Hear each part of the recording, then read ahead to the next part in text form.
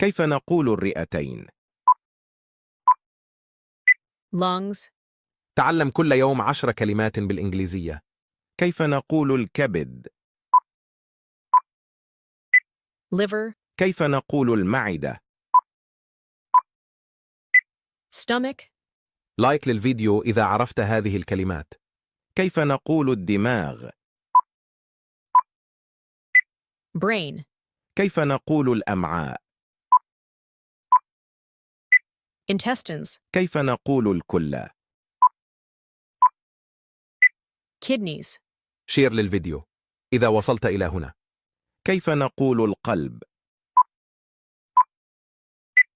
heart, اكتب في التعليقات كم تحصلت على 10. كيف نقول المثانة؟ bladder, كيف نقول الغدة الدرقية؟ اكتبها في تعليق.